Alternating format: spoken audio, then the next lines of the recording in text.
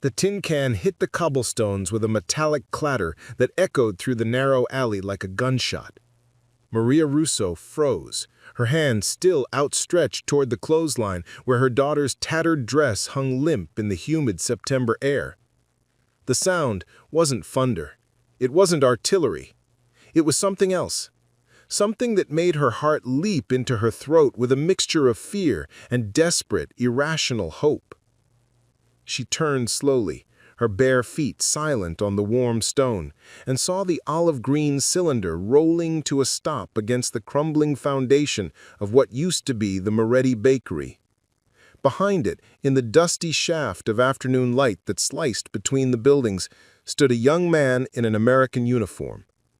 He couldn't have been more than 22, with sun-bleached hair that stuck out from under his helmet and freckles scattered across his nose like paint flecks. His hands were raised, palms forward, in a gesture that said he meant no harm. "Per favore," he said, his accent so thick it took Maria a moment to recognize her own language. "For you, mangiare, food." Maria's eyes darted from the soldier to the can and back again. Her stomach twisted with hunger so profound it had become a constant companion, a dull ache that colored every thought, every movement. But this was madness. The Germans had left only 3 weeks ago, their retreat marked by burning trucks and the screams of collaborators being dragged from their homes. The Americans had rolled into Montecchio with tanks that shook the earth and voices that boomed across the piazza, incomprehensible and loud. Her husband, Giuseppe, had warned her to stay inside, to keep 12-year-old Sofia and 8-year-old Luca away from the soldiers, no matter which army they belonged to. "Soldiers take," he'd said, his voice hollow with the memory of what the Germans had done. "They don't give." But here was this boy, because he was a boy, really, despite the rifle slung across his back, standing in her alley with his hands up like she was the one with the weapon. The can gleamed in the sunlight, impossibly clean and whole in a world where everything was broken. "Signora," the soldier tried again, taking a careful step forward. My name..." He struggled, then gave up on Italian entirely. "I'm Bobby Garrison, from Kansas. You understand? Kansas?" He pointed at himself, then at the can, then made an exaggerated eating motion that might have been funny if Maria's children weren't slowly starving. Behind her, the door to their apartment creaked open. Sofia appeared in the doorway, her dark eyes enormous in her thin face, her legs like twigs beneath the hem of a dress that once belonged to her cousin before the cousin died of typhus. The girl said nothing, but her gaze locked onto the can with an intensity that made Maria's decision for her. She stepped forward and picked up the can. It was heavier than she expected, solid and whole in a world where everything was broken.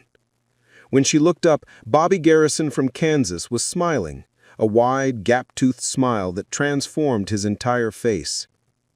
"Good," he said. "That's good. He gestured vaguely toward the street. "More tomorrow? Domani? I'll bring more domani." He backed away slowly, still smiling, and then he was gone, his boots crunching on debris as he disappeared around the corner. Maria stood there, holding the can like it might explode, her hands trembling so badly she nearly dropped it. "Mama," Sofia's voice was barely a whisper. "Is it real?" Maria didn't answer. She couldn't. Because in her 34 years of life, through a depression that had starved the countryside and a war that had blown it apart, through the death of her father and the conscription of her brothers and the long, terrible nights when the bombs fell on Naples 50 kilometers away, she had learned one fundamental truth. Nothing was free. Everything had a price. And the price for miraculous cans of meat that appeared in your alley was never one you wanted to pay.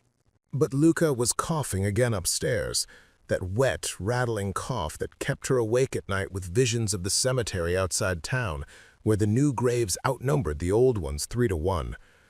and Sofia's ribs showed through her nightgown like the keys of the broken piano in the church, and Giuseppe hadn't found work in 6 weeks because there was no work to find, just rubble and the slow grinding task of trying to stay alive one more day.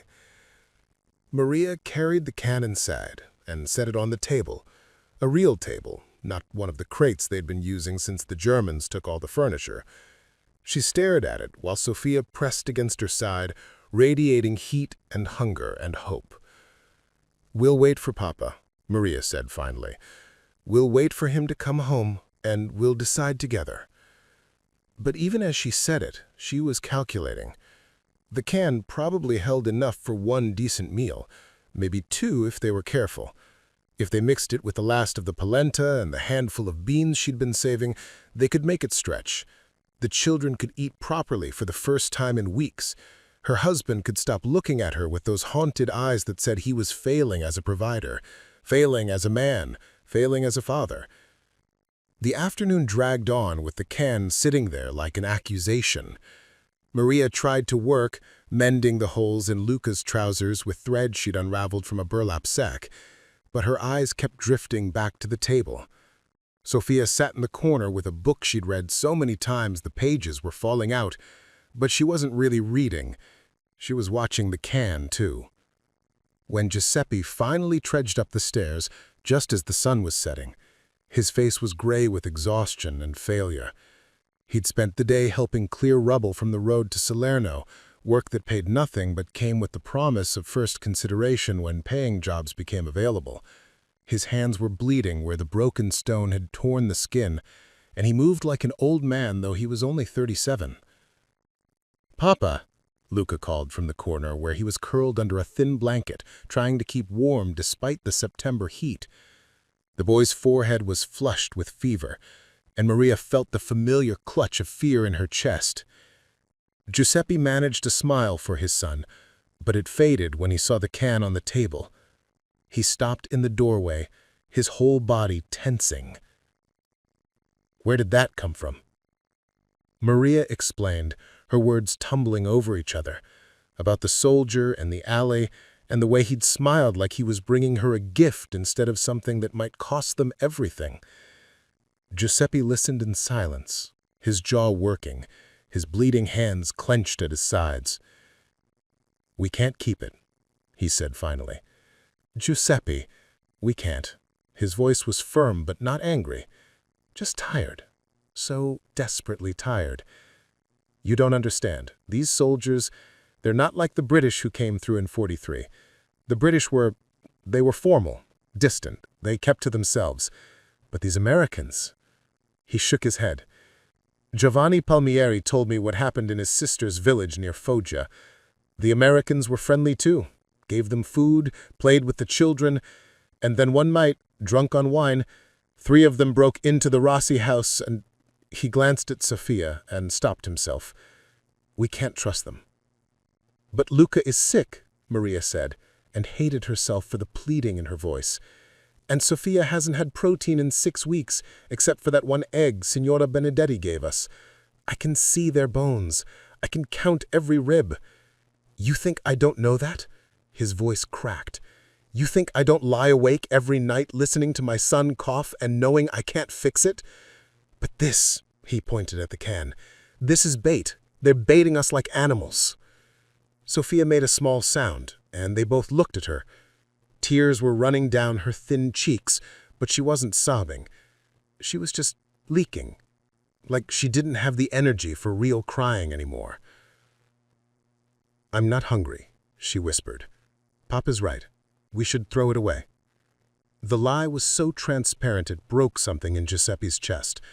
Maria could see it happen, see the moment when his pride and his fear collided with his love for his children and shattered into pieces.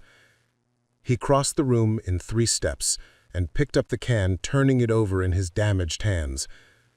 "There should be an opener," he said quietly. "Americans are clever that way. They think of everything." There was a small device attached to the side of the can with wire. Giuseppe had never seen anything like it, but after a moment of studying it, he figured out how it worked. The lid came off with a hiss that made everyone jump, and suddenly the room was filled with a smell that was almost painful in its richness. Beef and gravy and carrots, and something else, something Maria couldn't quite identify, but that made her mouth flood with saliva. They ate it cold, straight from the can, passing it around the table with the single spoon they had left. Maria forced herself to take only 2 bites, giving the rest to Giuseppe and the children. The meat was strange, too soft, almost mushy, and the vegetables tasted metallic. But it was food, real food. Luca stopped coughing halfway through his portion, and Sofia's cheeks got a little color in them, and Giuseppe's hands stopped shaking. When it was gone, they sat in silence as the darkness gathered outside. There was no electricity, hadn't been since the Germans blew up the power station in their retreat. But Maria had a single candle she'd been saving for emergencies. She lit it now, and in its flickering light, they looked at each other across the empty can. "Tomorrow," Giuseppe said slowly, "if he comes back, we'll be polite, we'll thank him, but we won't." He struggled to find the right words. "We won't encourage him, we won't invite him inside, we won't let the children get attached." "Yes," Maria agreed, though part of her was already wondering what Bobby Garrison from Kansas would bring next and whether it would be enough to get them through another week. Outside, in the cooling evening air, the town of Montecchio settled into its uneasy peace. American voices drifted from the piazza where the soldiers had set up their camp, punctuated by laughter that sounded alien and almost offensive in its carefreeness. Somewhere, a generator hummed, powering lights that blazed like small suns in the darkness. The contrast between their world and the Americans' world was so stark it might as well have been a wall. But that night, for the first time in months, Luca slept without coughing, and Sofia dreamed not of hunger, but of a boy with freckles and a gap-toothed smile, who spoke terrible Italian and seemed to believe that food was something you could just give away, no strings attached, like it was the most natural thing in the world. Maria lay awake beside Giuseppe, listening to his breathing and wondering what would happen tomorrow, and the day after that, and the day after that. The war was supposedly over, but nothing felt over. It felt like they were all suspended in some strange in-between place, not quite alive, but not quite dead, waiting for whatever came next. The empty can sat on the table, catching the moonlight through the broken window, and Maria couldn't decide if it was a promise or a threat. Bobby Garrison did come back the next day, and the day after that, and the day after that. Each time he brought something different, sometimes another C-Ration, sometimes chocolate bars that melted in the September heat, once a whole carton of cigarettes that Giuseppe could trade for 3 kilos of flour and a precious jar of olive oil. The soldier never stayed long, never tried to come inside, never did anything that Giuseppe could point to as threatening.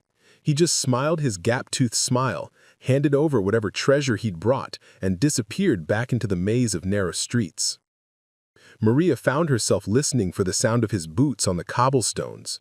She told herself it was just practical vigilance, making sure she was there to intercept him before he knocked on the door and woke Luca from his afternoon nap. But the truth was more complicated than that. Bobby Garrison represented something she'd forgotten existed. Kindness without immediate reciprocation. Generosity that didn't come with a ledger of debts to be repaid.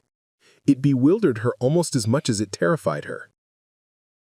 On the 5th day, he brought another soldier with him, a shorter man with olive skin and dark eyes, who introduced himself as Private Anthony Castellano from Brooklyn.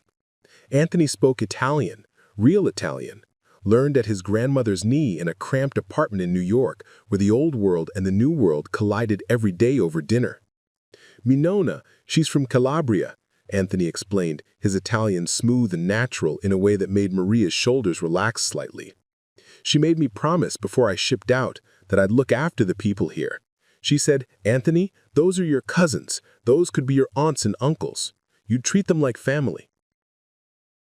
He smiled, and it was different from Bobby's smile, less innocent, more knowing, tinged with the sorrow of someone who understood exactly what had been lost. "So Bobby here, he tells me about you and your family, and I think my nonna would want me to help."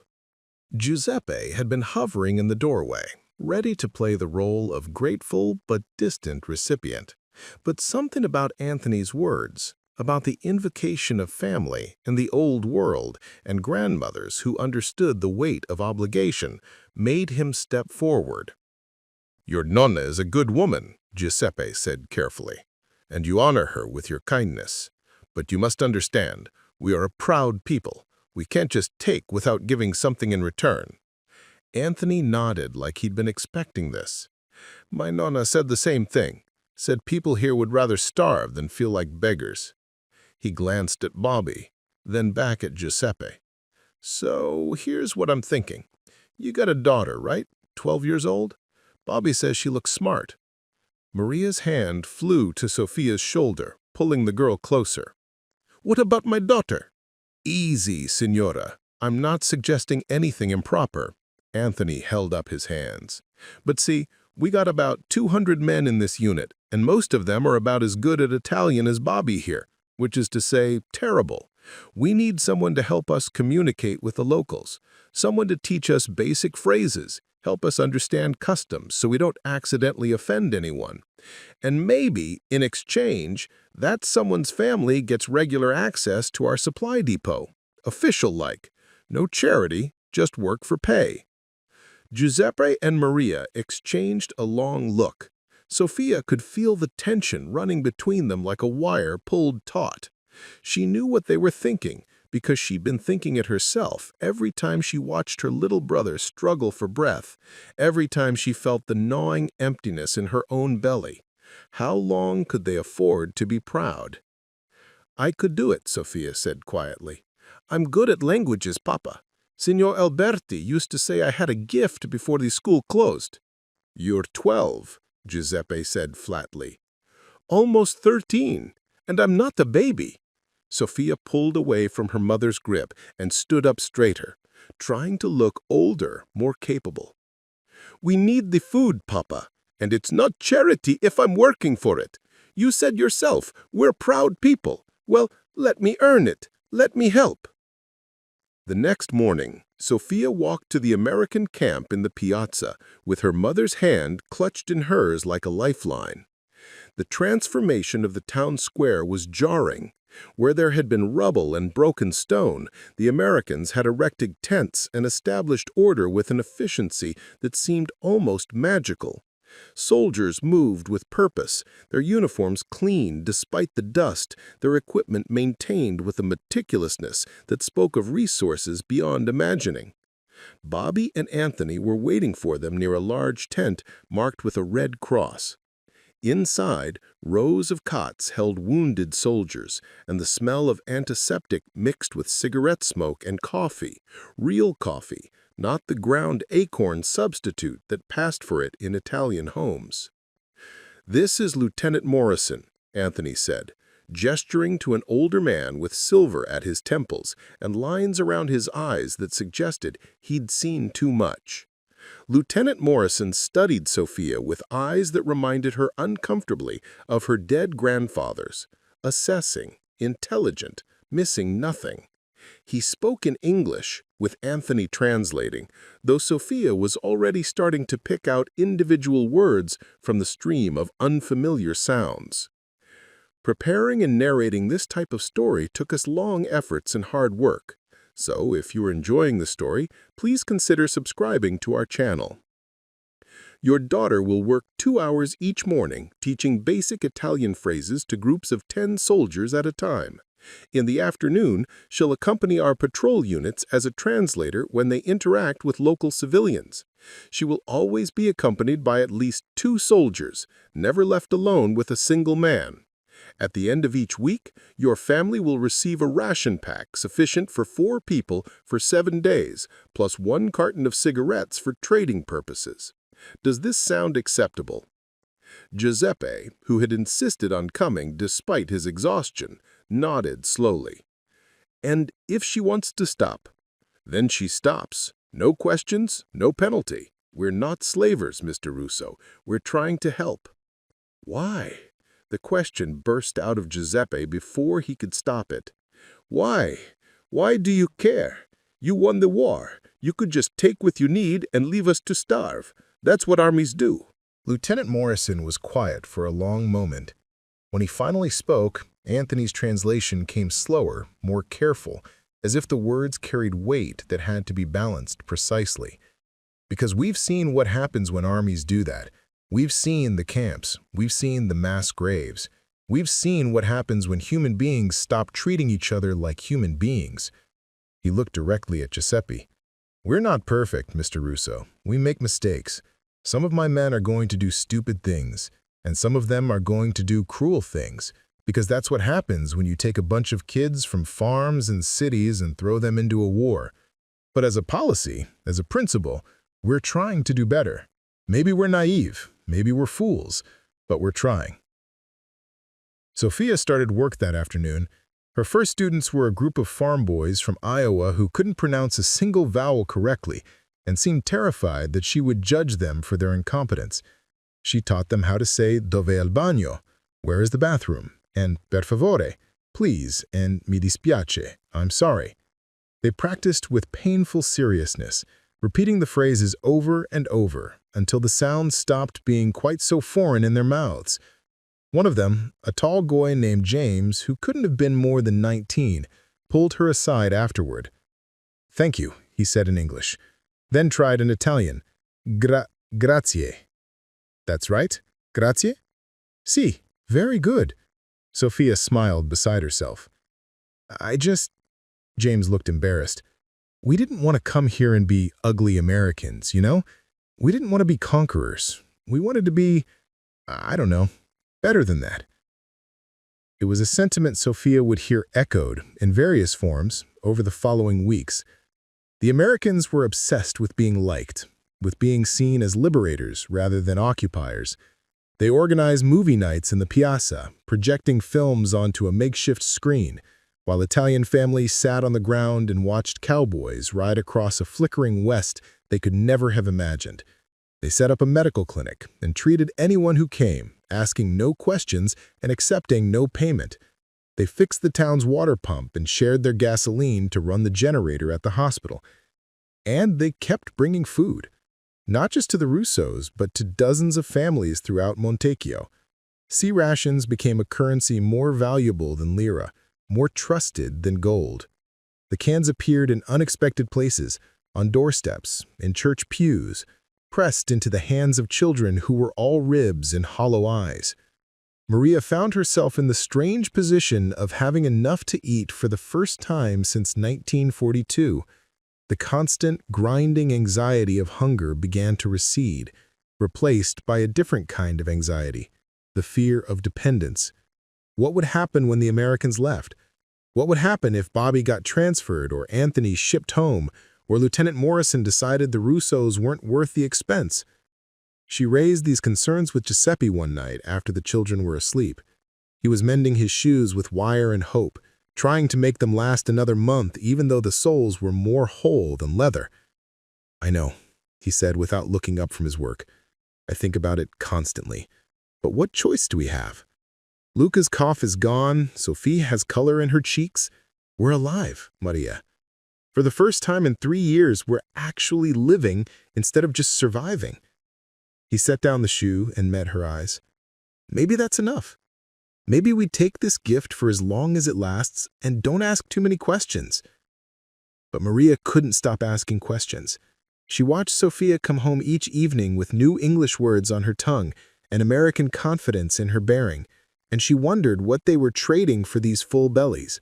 Not innocence exactly, Sofia had lost that when the bombs fell, but something more subtle, some essential Italianness, some connection to the old ways and the old values that said you earned everything you got through labor and sacrifice.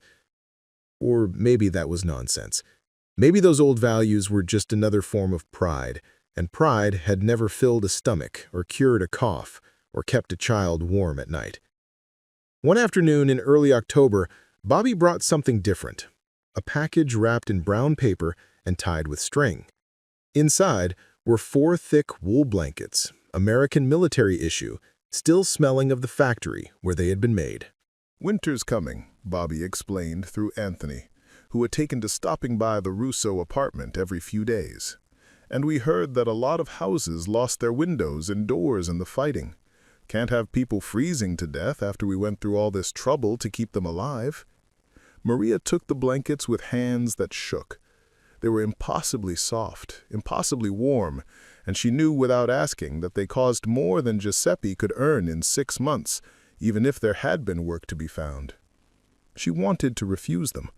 She wanted to explain that the Russos were not charity cases, that they had survived worse than a cold winter, that they didn't need Americans sweeping in like saviors to rescue them from their own lives. But she thought of Luca, still thin and fragile despite the regular food, and how he shivered on nights when the temperature dropped. She thought of Sofia, who never complained, but who Maria had caught huddling under every scrap of fabric in the house, trying to stay warm enough to sleep. And she thought of Giuseppe, who was already giving his blanket to the children most nights, and pretending he wasn't cold. "Thank you," she said instead, her voice barely above a whisper. You are very kind." Bobby's face lit up like she'd given him a medal. "It's nothing," he said in his terrible Italian. "Really.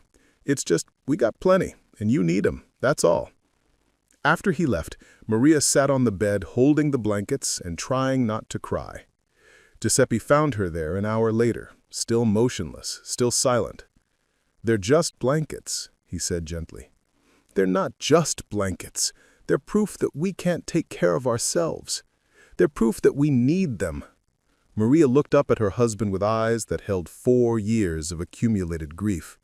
When did we become people who needed Americans to keep us alive? When our country started a war it couldn't finish. When Mussolini made promises he couldn't keep, and the Germans treated us like slaves, and the Allies bombed our cities into rubble. When did we become people who needed help? I'll tell you exactly when. The moment we stopped having any other choice. He sat down beside her and took one of the blankets, running his rough hands over the wool. "My father used to say that pride is a luxury for people with full bellies. I never understood what he meant until now. Now I understand that pride won't keep Luca warm. Pride won't help Sofia learn enough English to maybe get a real job someday when this is all over. Pride is it's just another word for suffering when you don't have to." Maria leaned against his shoulder, feeling the familiar shape of him, the solid reality of the man she'd married when they were both too young to understand what they were promising each other. "I'm scared," she admitted. "I'm scared of needing them, and I'm scared of what happens when they leave."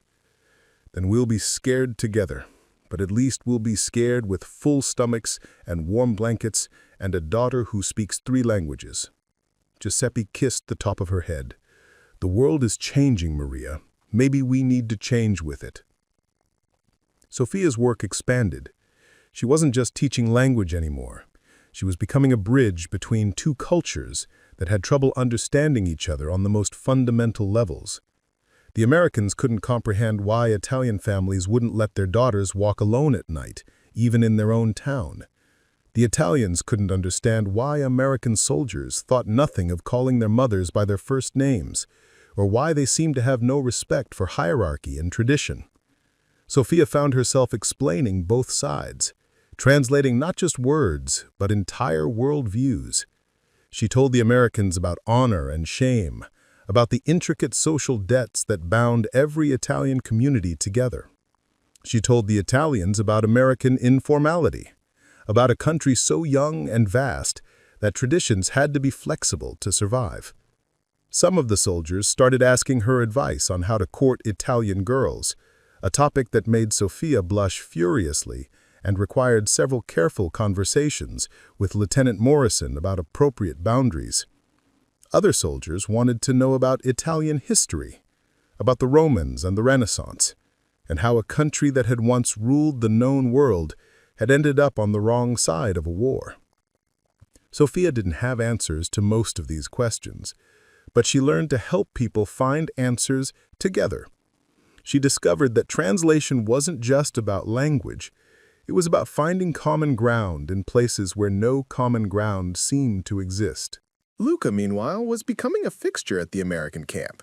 The soldiers had adopted him as a kind of mascot, teaching him card games and letting him sit in the driver's seat of the jeeps.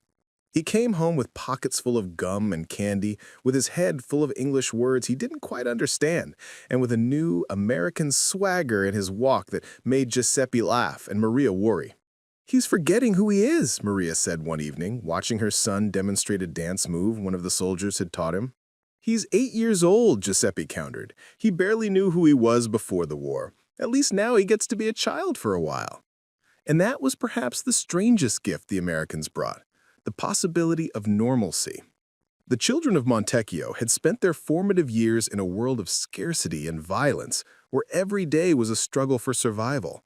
Now, suddenly, there was food to eat and games to play and soldiers who seemed to genuinely enjoy making them laugh.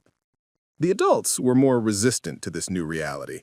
Too many betrayals, too much loss, too many years of learning that trust was dangerous and hope was often fatal. But slowly, gradually, the walls began to come down. Signora Benedetti, who had lost her husband to German conscription and her son to Allied bombing, started doing laundry for the American officers. She claimed it was just business, but Maria saw how carefully she pressed their uniforms, how she left small sachets of lavender in their pockets like blessings. Old Carlo Martinelli, who had sworn he would never speak to another soldier as long as he lived, started playing chess with a sergeant from Philadelphia who reminded him of his dead brother. They sat in the piazza every afternoon, moving pieces in silence, communicating in the universal language of strategy and competition. Even Father Benedetto, who had been vocally skeptical of the Americans and their Protestant sensibilities, began including them in his prayers. Not by name, exactly, but in general references to those who show mercy and strangers who bring comfort to the suffering. The transformation wasn't universal. Some families refused to accept anything from the Americans, surviving on scraps and pride. Some young men, bitter about Italy's defeat and humiliation, muttered about collaboration and betrayal. And there were incidents: a soldier who got drunk and broke a window, another who propositioned a married woman, a third who got into a fistfight with an Italian over some perceived slight. But these were exceptions, not rules. The overwhelming majority of interactions were characterized by a kind of awkward, well-meaning goodwill. The Americans desperately wanted to be loved, and the Italians desperately needed to be helped. And somehow, improbably, this mutual need was forging something that almost resembled friendship. Sofia saw it most clearly in her language classes. The soldiers who had started out struggling with basic pronunciation were now attempting full conversations. They asked about Italian families, about Italian food, about what life had been like before the war. And when the Italians answered, stumbling through their limited English or patient Italian, something shifted in the soldiers' eyes. They stopped seeing victims or enemies or obstacles. They started seeing people. One day in late October, Bobby pulled Sofia aside after class. His Italian had improved to the point where he could express simple thoughts without Anthony's help, though his accent still made Giuseppe wince. "I want to thank you, you and your family. You didn't have to help us. You didn't have to trust us, but you did, and it matters.